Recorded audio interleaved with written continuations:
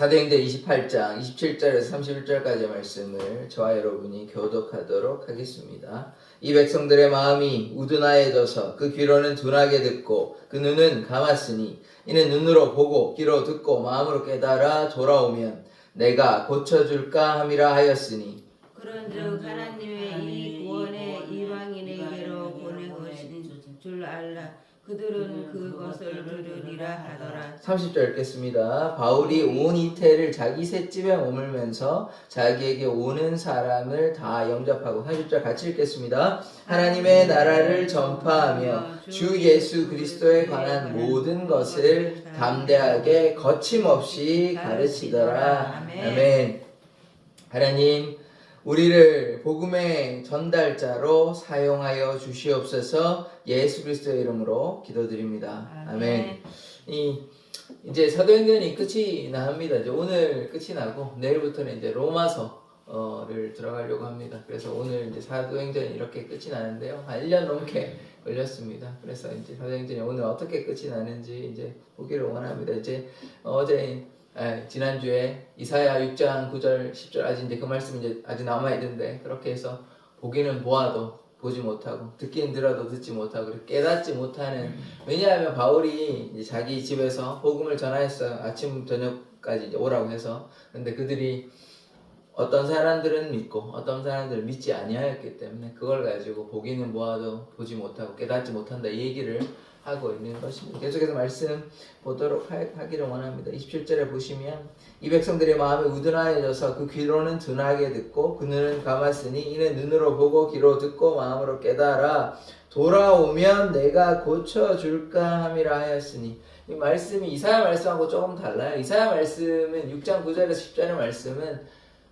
멸망을 이제 확정하였기 때문에 돌이키지 않게 하려는 게 하나님의 마음이고, 왜냐하면 너무 이제 폐역하고 잘못되어서. 근데 여기는 그 말씀을 조금 반대로 적용하고 있습니다. 그래서 바울은 어떻게 적용하냐면 이 말씀을 들어서 좀 고침을 받아라 이렇게 이제 적용을 하고 있어요. 원래 말씀은 그런 뜻은 아닙니다만은 바울이 이 말씀을 다르게 이제 적용하고 있는 것이죠. 그래서 고침을 받아라, 깨달아서 하나님의 사랑과 은혜를 깨달아라 이런 말씀으로 적용하고 있는 것입니다. 자, 그 다음에 28절 보시면 그런즉 하나님의 이 구원이 이방인에게 보내진 줄 알라. 그들은 그것을 들으리라 하더라.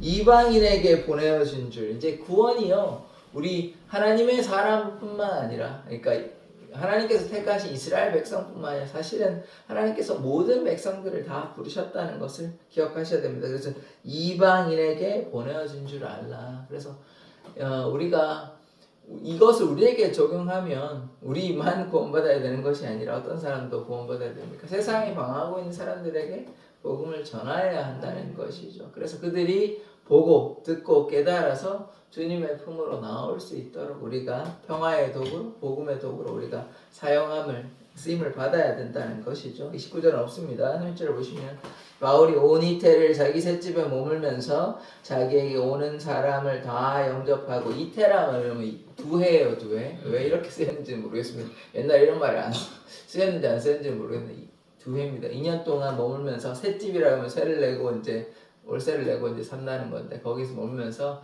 하나님의 나라와 예수 그리스도를 계속해서 전하는 것이죠. 그런데 자기에게 오는 사람을 다 영접했다는 말은 환영해가지고 복음을 전하였다는 것이에요. 31절 보시면 하나님의 나라를 전파하며 주 예수 그리스도에 관한 모든 것을 담대하게 거침없이 가르치더라. 지금 하나님의 나라, 결국 하나님의 나라는 무엇입니까?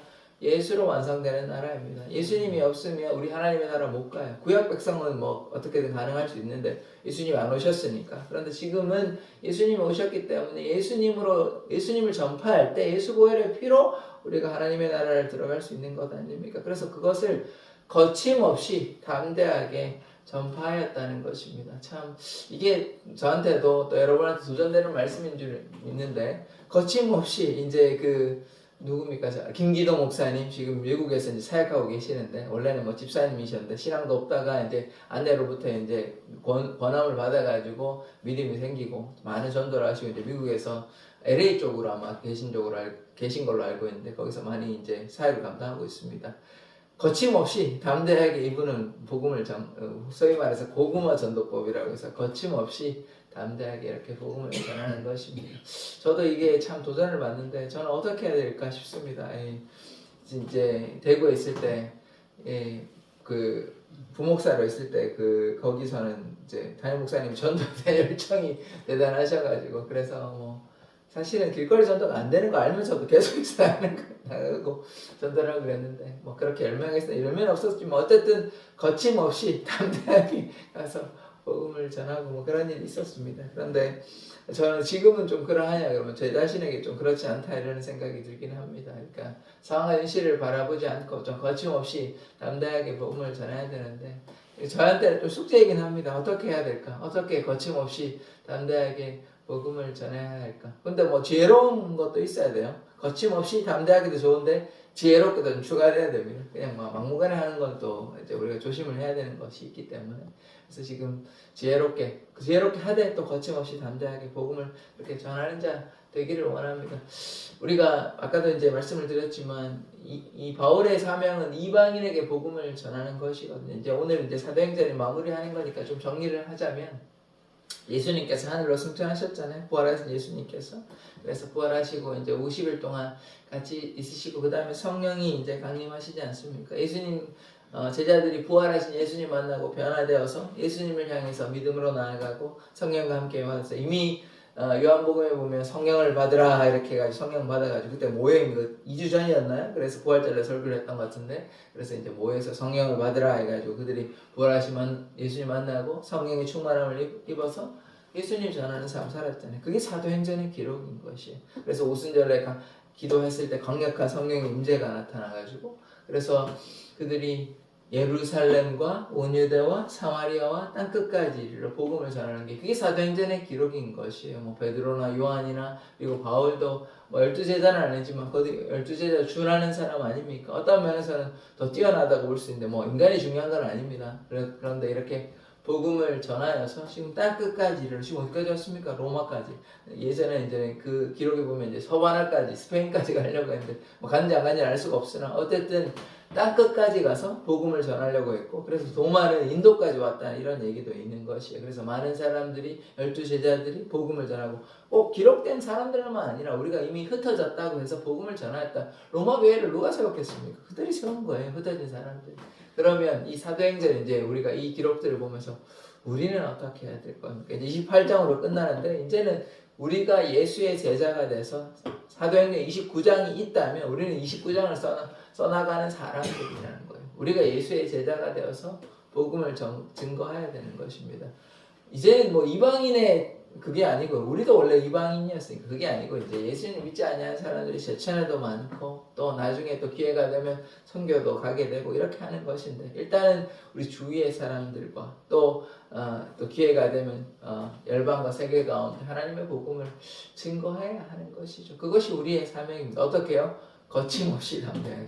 거침없이 하나 더 추가하자면 지혜롭게 하나님께서 주시는 지혜로 우리 아덴에서 바울이 복음을 어떻게 전했냐면 뭐 아래 지혜로 하려고 했잖아요. 근데 그렇게 하는 것이 아니라 십자가를 증거해야 되는 것입니다. 말의 지혜로 하는 것이 아니에요. 우리도 그렇게 예수를 전하기를 원합니다. 뭐 설득한다고 되는 거면 참 좋겠지만 그렇게 설득되는 경우는 많지 않습니다. 굉장히 제한적이고 어떻게 예수를 전하고 먼저 기도를 준비하고 성령의 메인바되어 성령의 충만함을 받아 오직 성령이 너에게 임하시면 너희가 권능을 받고 성령이 임하셔야 권능을 받고 그래서 복음을 증거하는 이런 규칙이 있는 거예요. 복음의 전도의 방식이 있는 것입니다. 성령의 충만함을 받고 그러면 어떻게 돼? 능력을 받고 그래서 복음을 전하는 것이지. 바울이 그러했다는 것이 바울.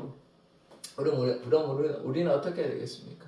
우리도 성령의 충만을 받고 그 다음에 능력을 받아서 이렇게 예수를 전하는 자 되기를 원합니다. 그렇게 약속하실 수 있으십니까? 예, 이제 2026년도 이제 벌써 4월 달입니다.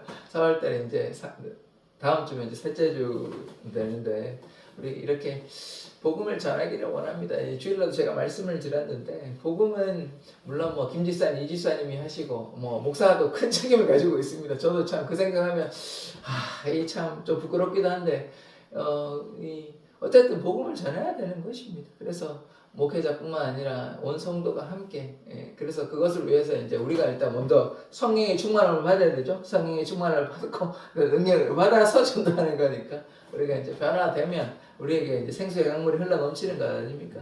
그것이 전도예요. 그 주일날 제가 말씀드렸잖아요. 사마리아 여인이 뭐 마음이 괴로운 사람이었어요. 얼마나 마음이 괴롭겠습니까? 마음이 전혀 행복이라는 글자는 그 사마리아 여인에게 우물가의 사마리아 여인은 전혀 없어요. 근데 예수님 만나가지고 뭐가 생겼습니까?